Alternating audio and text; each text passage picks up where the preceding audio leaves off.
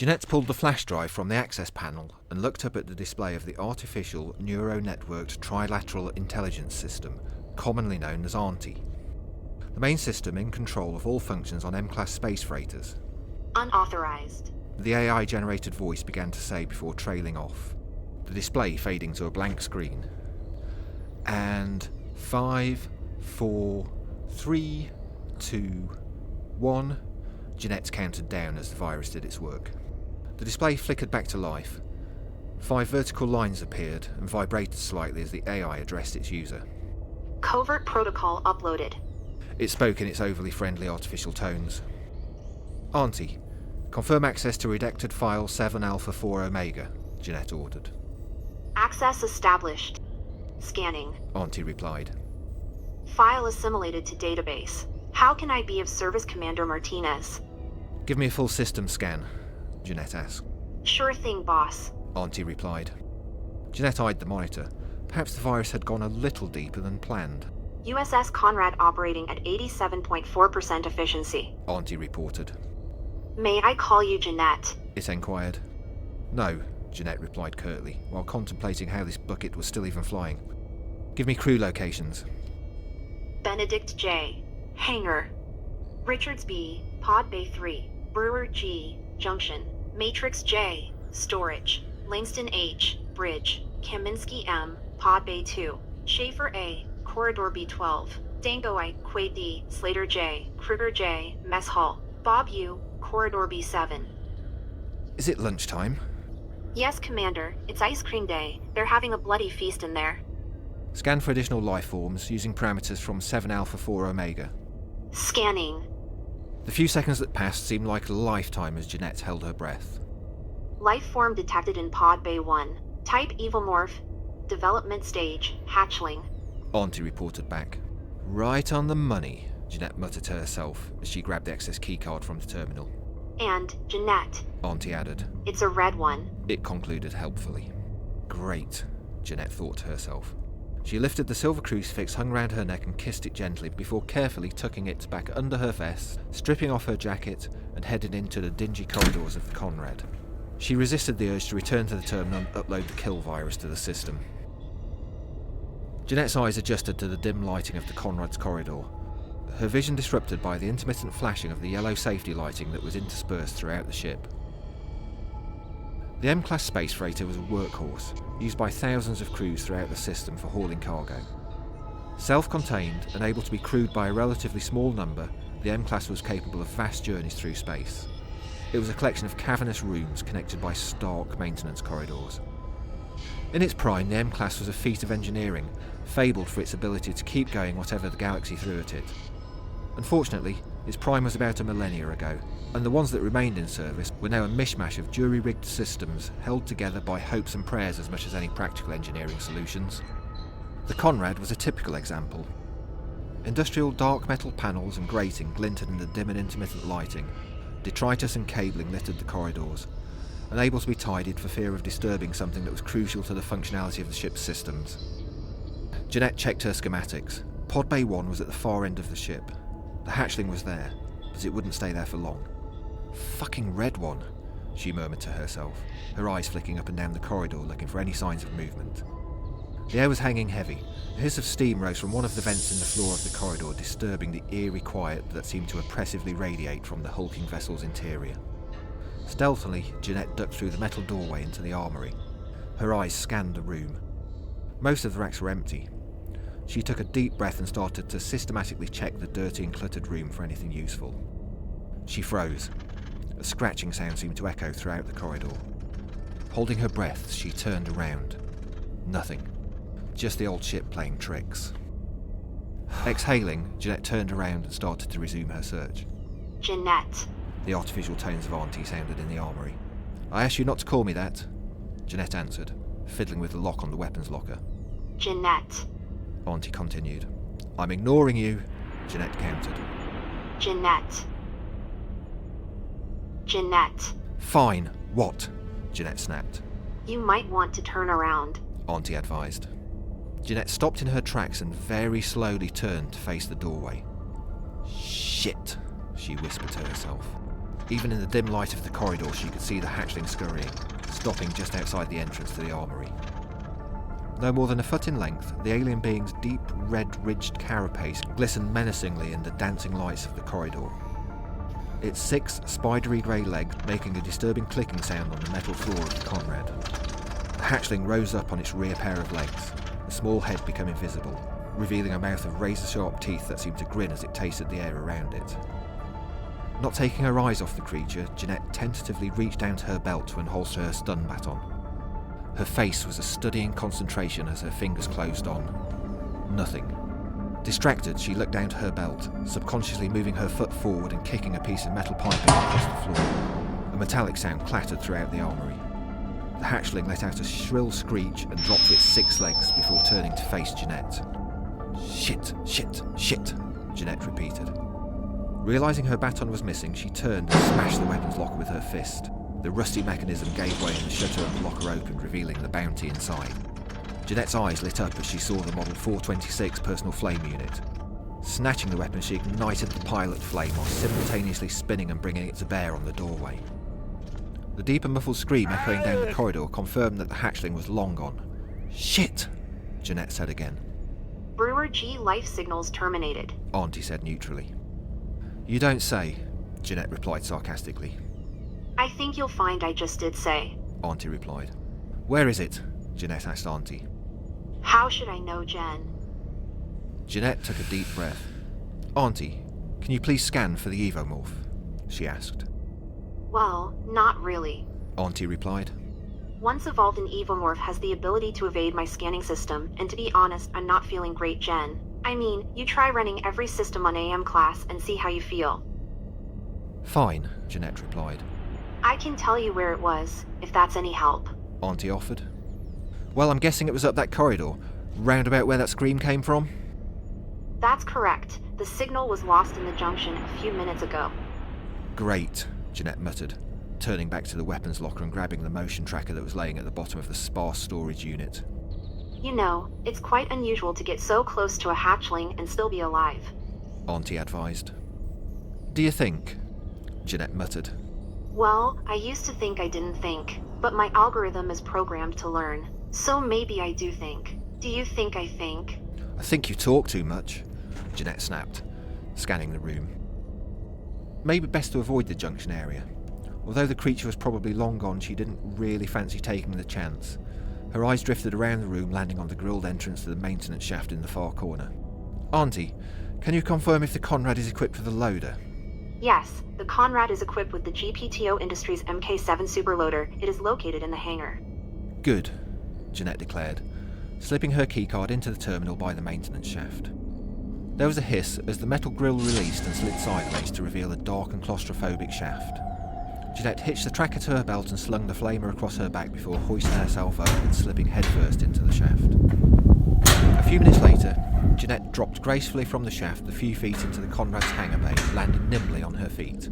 She dusted herself down and looked around the cavernous room, which was surprisingly clean and organised compared to what she'd seen of the rest of the ship.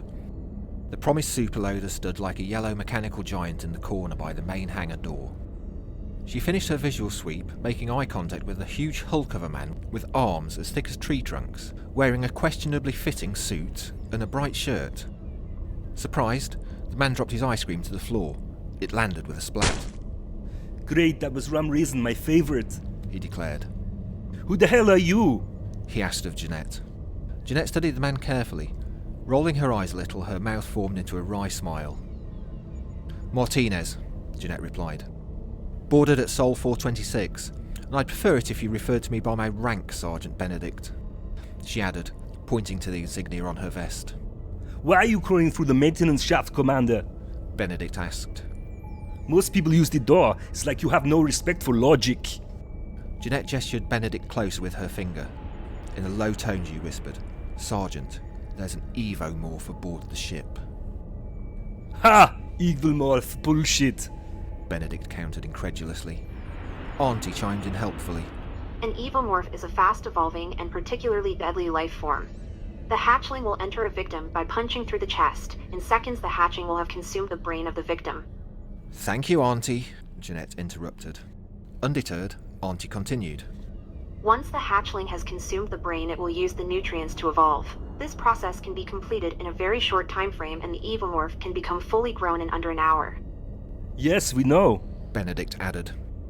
Once in adult form, the evomorph is probably the deadliest creature in the known universe. Records show that a single evomorph wiped out the entire crew of the U.S.S Panta in less than 45 minutes. We know! Jenette and Benedict said simultaneously. Just trying to be helpful. Auntie finished. I'll keep my mouth shut in future. It concluded. What I mean is an evil morph doesn't exist. Benedict stated. It's what we call back on Earth a fairy tale.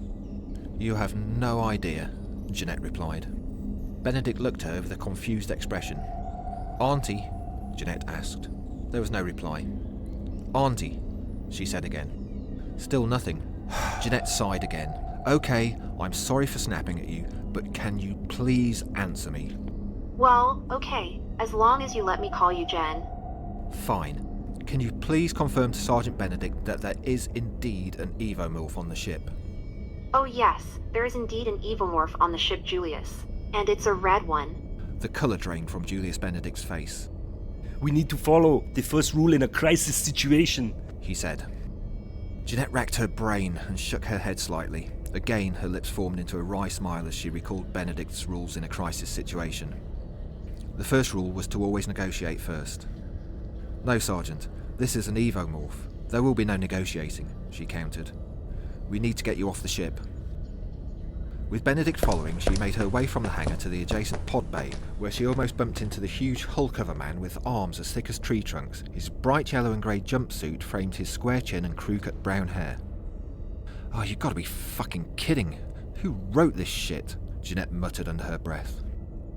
Hello, cutie pie. One of us is in deep trouble, Richard said to Jenette as she entered the pod bay, followed by Benedict. Jenette shook her head and motioned to the entrance to one of the Konrad's escape pods. Right, you two, into the pod, Jenette ordered. I don't do requests, Richards countered. Losing her patience, Jenette unslung the flamer, ignited the pilot flame and swung it towards the two giant men. I don't have time for this. Into the pod, now! You are forgetting the second rule in a crisis situation, Benedict said nervously. Again, Jenette fished for the answer. Benedict's second rule in a crisis situation was not to bluff, she recalled. Really, Jenette countered. You think I'm bluffing? Richards and Benedict looked at each other briefly before shrugging and climbing into the escape pod. Pausing momentarily, Benedict turned to Jenette, reached out his hand and tossed the key to the superloader at Jenette's feet. Here, you might need this, he said, before gesturing her closer and adding almost conspiratorially. And remember the third rule in a crisis situation. You might need it. Jenette looked up at the huge, kindly giant of a man. Thanks, she said, nodding, before hitting the controls that sealed the pod and jettisoned it into the void of space. Well, wherever they end up, it's sure going to be fun for the local population, she said to herself, smiling, before turning and heading back to the hangar. With the two men gone, the ship was eerily quiet as Jenette made her way to the hangar. She immediately walked over to the superloader. The GPTO Industries Mark 7 Superloader was an impressive piece of kit. Its caged exoskeleton was twice the size of a human. It had two hydraulic lifting forks at the end of its arms and was capable of lifting objects up to 3,000 kilograms. Jenette looked at the operating controls. Once strapped into the carapace, it would use its powerful hydraulics to mimic the movement of the body. Fine movements were carried out by using a small joystick that were controlled by the user's fingers. Seemed simple to operate, but it was slow and cumbersome. She tucked the key into her breast pocket and peered down the corridor from the hangar to the ship's main junction. Despite the strange nature of the crew, they couldn't be left to die. She looked at her watch. Damn, 30 minutes had passed since the hatchling had made its kill. Based on what she knew of the creature, time was now of the essence. She slung the strap on the flamer over her shoulder and headed towards the junction. Entering the corridor from the hangar, she caught the sight of the huge hulk of a man with arms as thick as tree trunks, wearing a black leather biker jacket and dark sunglasses. He turned almost mechanically towards her as she approached him. Sarah Connor? He asked monotonically. You, wait here, she countered, pausing slightly before adding, I'll be back. The man looked at her blankly as she sped off towards the junction, skirting round the corpse of the man who had become the evomorph's first victim. Continuing down the corridor towards the bridge, she screeched to a halt in front of a huge hulk of a man with arms as thick as tree trunks, wearing dirty Terran army fatigue and smoking an unfeasibly large cigar. Commander, you son of a bitch, the man said excitedly, clasping Jenette's hand and beginning to engage in a mid-air arm wrestle. Company got you pushing too many pencils. He teased as he forced Jenette's arm to the side. Jenette immediately recognised the man as Major Alan Dutch Schaefer. Again rolled her eyes and took a deep breath. "Major," Jenette said to the man, "we have a problem. There's an evomorph on the ship. I'm here to stop it." We're a rescue team, not assassins. Dutch countered. "Indeed," Jenette said. "So perhaps you could follow me this way and we could rescue Uncle Bob down there," she said, pointing to the T-800 who was still standing motionless in the corridor the other side of the junction. Sure. Dutch grinned, as the pair of them turned and headed back to the main junction. The pair crept back towards the junction slowly. The room was narrow, with the 4 main corridors from the ship running from it. It had a high vaulted ceiling raising all the way up to the Konrad's observation deck. Even when in orbit, sunlight had a hard time penetrating the mishmash of cabling and ducting tangling in the void above them. In the depths of space, the lighting from the lower level of the junction cast shadows that danced menacingly. Holy shit. Dutch muttered as he caught sight of the mutilated body of Gordy Brewer on the floor, his chest caved in and the crown of his head missing. Reminds me of Harper's men. He added. "Shh," Jenette ordered as they inched around the body on the floor. They were approaching the west corridor from the junction as the shape slowly emerged from the darkness above. Almost mesmerisingly, the fully grown evomorph unfolded itself from its hiding place and dropped to the floor in front of the pair with a grace that belied its 10-foot-high frame, cutting off their route back towards the hangar. Lazily, the creature looked up. Its head was almost completely shrouded in a thick red carapace that ran the length of its back, only ending where its huge red mouth was, a mouth that was lined with razor teeth almost 10 inches long. It raised itself onto its muscular grey hind legs and stretched out its arms laconically, each of them featuring talons the size of butcher's knives at the end of its humanoid-like hands. Its long, armoured tail casually flicked from side to side as it turned to look at Jenette and Dutch as if sizing up its prey. The armoured plates down its spine glistened eerily in the dim glow from the ship's lighting.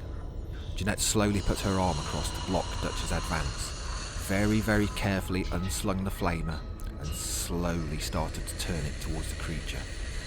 The creature seemed ambivalent to them as it surveyed its surroundings. Very slowly, Jenette started to back away. Shepherding Dutch with her and never taking her eyes off the creature, the pair backed up through the north entrance of the junction into the Konrad's trash compactor. The fear and concentration made Jenette impervious to the stench of the rotting garbage and detritus in the small, filthy room. Teetering on the small metal ledge that encircled the room, separating her from the pile of the ship's garbage that was in the centre, she ever so slowly reached down and felt the trigger of the flamer. Suddenly, the voice of Auntie boomed throughout the ship. "I found the evomorph, Jen," it declared excitedly. Startled, Jenette snatched the trigger of the flamer as the creature sprang at them from the junction. The superheated flame engulfed the giant alien and burst into the trash compactor. The flames licked onto Jenette, burning her arm as she stumbled from the ledge into the foul contents in the centre of the room. Screeching in pain, the flaming evomorph flailed around for the pair, trying to get its bearings. Dutch purposefully dropped his cigar and stomped it out before yelling, Get to the escape pod! And springing at the creature. The temporarily blinded evomorph staggered backwards as the giant man hit it square on, pushing it into the detritus and driving it to the far corner of the room.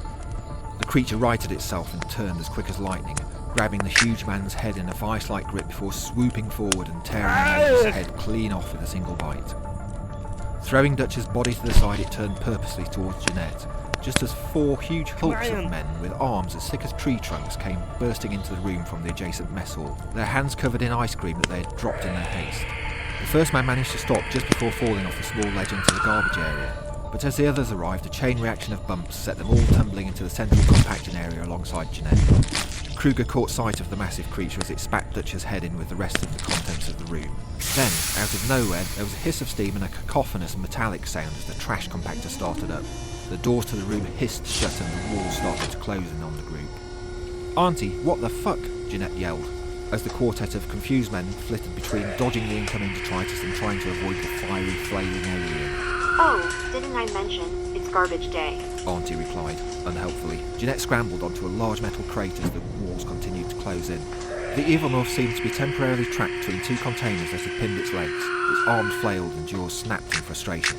There was no way Jenette could unleash a shot from the flamer without incinerating the entire room and all of its occupants, herself included. Abruptly there was a scream as one of the men was crushed by the detritus being squeezed by the walls. "Shut it down!" Jenette yelled as another of the huge men succumbed to the crushing walls. Well, I don't think there's any need to take that tone. Auntie chastened. The walls continued to advance as the Evilmorph flailed, its legs still pinned. As the walls closed further, the containers trapping its legs bit into its flesh, causing blood to drip and spill down. As the blood hit the metal acting as the alien's restraints, it began to bubble. The acid blood from the Evilmorph started to eat away at its bonds. The walls closed further still. The remaining two men, who a few minutes ago were about to tuck into their creamy frozen dessert, screamed in agony as their huge bodies were crushed. Jenette scrambled higher. A piece of jagged metal dug into her leg and made her cry out in pain. She reached down and grabbed the access card from her pocket, managing to stretch just enough to reach the port on the command terminal in the room. "Shut it down, now, or I'll shut you down," she yelled. As you wish. Auntie conceded. The walls began to retract and the doors from the trash compactor hissed open. Jenette fell back from the room into the junction, gasping for breath. Seconds before, the now enraged alien burst from the room and headed straight past her towards the T-800, who was still diligently standing in the corridor to the hangar. There was a dull, almost mechanical tearing sound as the creature tore the hulking T-800 in half. Purposefully, the creature turned back towards Jenette. Steam billowed from its mouth as condensation dripped from the roof of the corridor into its gleaming red exoskeleton. Jenette got to her feet, her body crying in pain. She steadied herself and brought the flamer to bear on the creature as she faced it off. With her senses returning quickly, she eyed the superloader in the hangar beyond where the creature was standing. Calmly, Jenette squeezed the trigger on the flamer and engulfed the entire corridor section in superheated flame. The Evilmorph screamed with rage and flailed wildly as Jenette threw the now empty weapon to one side and sprinted towards the hangar. She dodged adeptly to the side as the Evilmorph's huge flaming arm swiped across the narrow corridor, leaving it to strike empty air in spinning confusion as Jenette slid past it into the hangar. Nimbly, she stopped just in front of the massive yellow superloader. Releasing the caged carapace of the machine, she swiftly climbed inside, grabbed the key from her pocket, and closed the carapace of the loader before hitting the power button. The massive machine quickly sprang to life, its powerful hydraulics hissing as Jenette turned the lumbering machine towards the Evilmorph. Jenette and the creature locked eyes momentarily before the Evilmorph turned and sped down the corridor towards the bridge, just as the ship's lighting failed, plunging the Konrad into darkness. A muffled scream echoed through the ship and reverberated in the hangar. Langston, H, life signals terminated. Auntie said neutrally. And if you'll give me a minute, I'll have the lights back on. Wouldn't want you to suffer death in the dark, would we? It added. There was a whirring as the Konrad's backup power kicked in and the lights in the hangar flickered back to life. There we go. Auntie said. Jenette's eyes readjusted to the light. She quickly scanned her surroundings for any sign of the creature.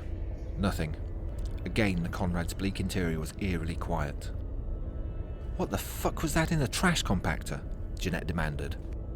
I was just trying to be helpful. Auntie replied. Helpful? You killed 4 people. Protocol 7 Alpha 4 Omega states crew are expandable. Expendable does not mean you kill them, or try and kill me. I thought crushing the Evilmorph was a good idea, and this is the thanks I get. Well, it wasn't, and the only thing you achieved was pissing it off. And I suppose you have a better idea, do you, Jen? Jenette moved her arm and tweaked the small joystick of the Superloader's controls with her fingers, bringing the hydraulic forks to eye level. Yep, I'm gonna crush that motherfucker, Jenette said with steely resolve. Remember your mission parameters, Commander Martinez. Auntie advised. Oh, I know my mission. Now come here, you bastard, Jenette uttered to herself. Kaminsky. M. Life signals terminated. Auntie said neutrally. Auntie, where is it? Jenette asked through gritted teeth. Unknown. Auntie replied. But my last reading indicated it is severely injured. Good. And sooner or later it's coming here. Jenette calmed her mind and positioned the Superloader, waiting for what seemed like an eternity. Waiting for Auntie to announce another life signal termination. Waiting for her foe to appear. Her concentration did not waver. Then, she caught a glimpse of something in the flickering light. High above her and to the right, the shape dropped to the floor, landing feet away from her. The jaws of the alien snapped forwards towards Jenette. She swung her left arm sideways. The servos of the hulking Superloader sprung into life and brought the machine's arm up in parallel, knocking the creature back slightly. The pair faced each other head-on. Both seemed to know that this was the end for one of them. Neither flinched nor moved as the two adversaries eyed each other only feet apart. Abruptly, the Evomorph broke forward. Jenette was ready. She tweaked the controls of the loader, bringing the hydraulic arm down onto the head of the creature. It screeched in pain and lurched forward. The carapace of the loader was just enough to stop the jaws of the beast reaching Jenette. Jenette brought her arm backwards, then lurched for the throat of the creature. She fingered the controls and the hydraulics of the loader groaned as the massive lifting fork closed on the Evomorph's neck. She again tweaked the controls and began to crush the giant alien's throat. The creature screeched again in pain and frustration, the cage of the loader denying its crushing jaws the chance to rid it of its tormentor. Jenette recoiled within the loader's carapace and her fingers lost contact with the controls. The clawed feet of the Evomorph dug into the metal floor of the hangar and it pushed with all its might against the loader. The foul breath from the alien stung Jenette's lungs as she sought purchase on the joystick that controlled the loader's forks. The loader slid backwards against the force of the alien and began to topple. Jenette stretched her fingers as far as they would reach and caught purchase with the control stick. She turned to look at the creature's black, soulless eyes and again tweaked the controls. The Superloader's hydraulics hissed with effort as the fork again began to close on the Evomorph's neck. The thick red carapace protecting the creature cracked as the might of the loader squeezed against it. Then, suddenly, there was a mighty crack as the armour shell of the creature gave way. The alien's blood sprayed onto the Superloader as its body dropped to the floor. Screaming, Jenette unclipped the harness and fell from the loader to the floor, her body crying out in pain as the acid bit. Crawling away from the shadow of the machine, her breath heaving, she began to compose herself. Looking over to the lifeless creature, Jenette reached down and removed a metal tube the size of a pen from the pocket of her pants. As she looked down to study the device, for some reason the words of Julius Benedict came ringing into her head. And remember the third rule in a crisis situation. You might need it. Third rule in a crisis situation, she pondered. Duck! She said aloud as the answer came into her head. She instinctively dropped her knees as the Evomorph's flailing clawed hand came swiping towards her from its prostrate body. She narrowly avoided the blow, spun, and plunged the metal cylinder into the black eye of the creature. There was a squelching sound as she removed the device, and although the Evomorph finally lay dead on the floor of the hangar, its blood was still potent. Jenette screamed again as the blood coating the outside of the device ran down her arm and dripped onto her abdomen. With her life fading quickly, she reached down and retrieved the silver cross from her vest. Shakily, she managed to raise the cross to her lips and remove the cap and the bottom with her teeth. A drop of red liquid dribbled onto her lips. Bye, Jen. She vaguely heard Auntie say in the distance. Then there was light. A blinding light as the portal opened beneath Jenette and her almost lifeless body fell from the hangar of the U.S.S. Konrad, landing with a thud on the beautiful grass meadow bathed in bright, almost cartoon-like sunlight. "Welcome to Storybook Woods, Jenette!" The cheery voice rang out through her ears as her life continued to fade. "Fuck you, squirrel," Jenette managed to croak. Only the words didn't come out like that. In fact, they didn't come out at all, as Jenette had already removed the second cap on the crucifix and dropped the blue liquid onto her tongue. Again the portal opened and Jenette fell from Storybook Woods, this time landing on a hard concrete floor. Voices echoed around her. "Medical! Get her to medical!" She was vaguely aware of the words as she passed out. It was 2 days later when Jenette was revived. She blearily opened her eyes to the sight of a stern-looking woman standing at the end of her bed in a clean and clinical medical suite. High-tech equipment chimed its mechanical tones in the background. "Martinez." The stern woman with jet black hair scraped back into a bun so tight it seemed to stretch the features on her face addressed Jenette. "The mission was simple. Capture the hatchling. You failed," the woman said spitefully. Jenette was coming to quickly. "Failed?" she croaked. "I got your fucking sample," she spat. "The sample has been sent to bioweapons.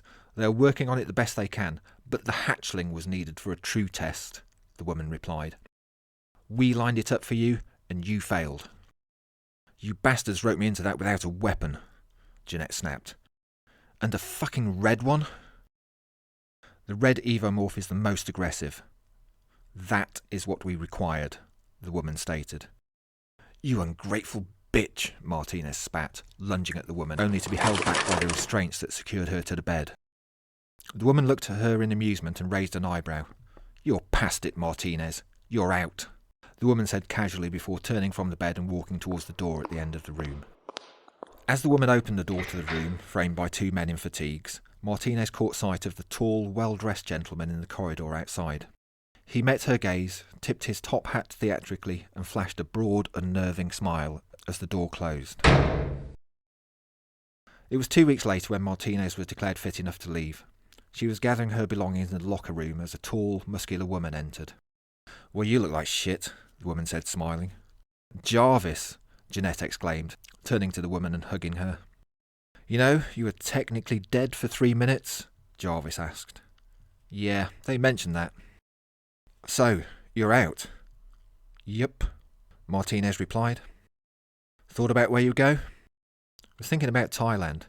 Sun, sea, girls, that'll do me." "Don't fuck it up," Jarvis advised. "You only get one chance at retirement. Make trouble, they'll come for you."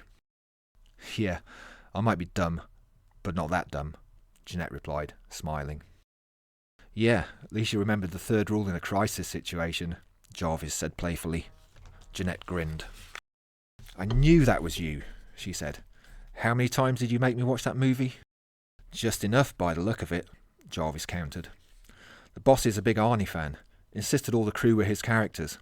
I persuaded Connors to add Benedict in on my last mission to the woods. Thought he might be useful." "Thanks," Jenette replied, resting her hand on Jarvis's shoulder. "Maybe I'll look you up when I'm out," Jarvis said.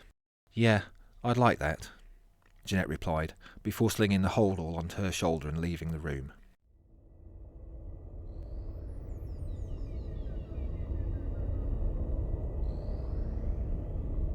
Elsewhere, U.S.S. Konrad drifted on, undeterred. In storage, John Matrix took off his noise cancellers and looked around. Where is everybody, Auntie? He asked. They're dead, John. Who is? Everybody, John. What? Captain Langston? Everybody's dead, John. What, Brewer? Everybody's dead, John. What, Quaid? They're all dead. Everybody's dead, John. Kruger isn't, is he? Everybody is dead, John. Not Slater. Gordon Bennett. Yes, Slater, everybody's dead, John. Danko? He's dead, John. Everybody is dead. Everybody is dead, John. Well, wait, are you trying to tell me everybody's dead? Yes, John. Was it Bennett? No, John. It was an evil morph. Evil moth, bullshit, that's a fairy tale. You have no idea, John.